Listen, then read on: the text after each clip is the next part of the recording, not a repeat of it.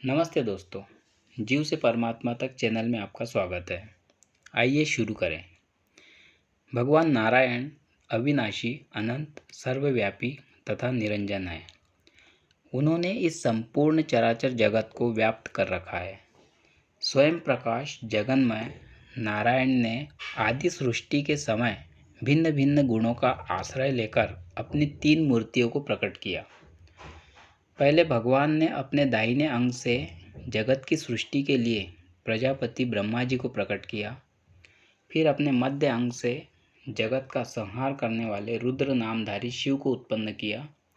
साथ ही इस जगत का पालन करने के लिए उन्होंने अपने बाएं अंग से अविनाशी भगवान विष्णु को अभिव्यक्त किया। जरा मृत्यु से रहित उन आदिदेव परमात्मा को कुछ लोग शिव नाम से पुकारते हैं, कोई सदा सत्य रूप विष्णु कहते हैं और कुछ लोग उन्हें ब्रह्मा बताते हैं। भगवान की जो पराशक्ति है वही जगत रूपी कार्य का संपादन करने वाली है। भाव और अभाव दोनों उसी के स्वरूप है। वही भाव रूप से विद्या और अभाव रूप से अविद्या कहलाती है। जिस समय यह संसार भगवान से भिन्न प्रतीत होता है उस समय अविद्या सिद्ध होती है, वही दुख का कारण होती है। जब ज्ञाता ज्ञान ज्ञेय रूप की उपाधि नष्ट हो जाएगी और सब रूपों में एकमात्र भगवान ही है ऐसी भावना बुद्धि में होने लगेगी, उस समय विद्या का प्रकाश होगा। वह अभेद बुद्धि ही विद्या कहलाती है। इस प्रकार भगवान की माया शक्ति उनसे भिन्न प्रतीत होने पर जन्म मृत्यु रूप संसार बंधन को देने वाली होती है, और वही यदि अभेद बुद्धि से देखी जाए तो संसार बंधन का नाश करने वाली बन जाती है। यह संपूर्ण चराचर जगत भगवान की शक्ति से उत्पन्न हुआ है। इसलिए जंगम जो चेष्टा करता है और स्थावर जो चेष्टा नहीं करता, वह संपूर्ण विश्व भिन्न भिन्न प्रतीत होता है। जैसे घट मठ आदि भिन्न भिन्न उपाधियों के कारण आकाश भिन्न भिन्न रूप में प्रतीत होता है, उसी प्रकार यह संपूर्ण जगत अविद्या रूप उपाधि के योग से भिन्न भिन्न प्रतीत होता है। जैसे भगवान संपूर्ण जगत में व्यापक है, उसी प्रकार उनकी शक्ति भी व्यापक है।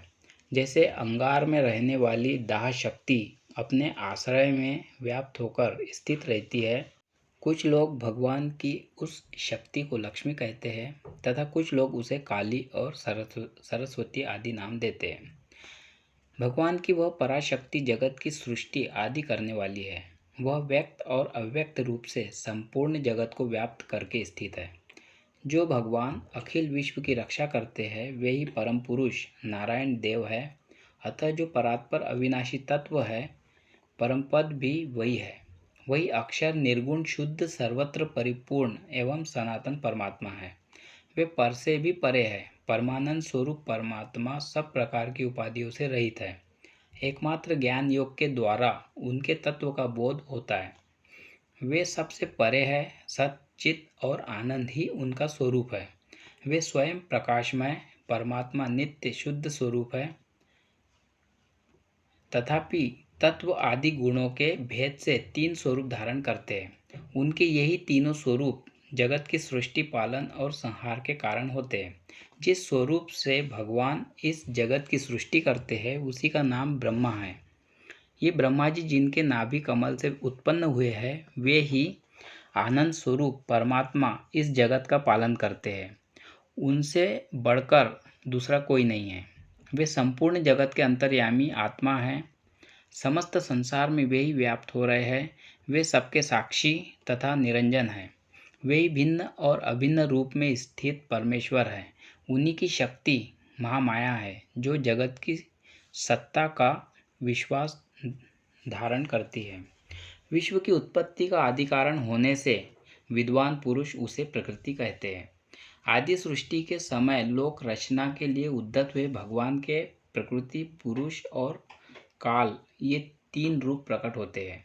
शुद्ध अंतकरण वाले ब्रह्म रूप से जिसका साक्षात्कार करते हैं, जो विशुद्ध परमधाम कहलाता है, वही भगवान का परम पद है।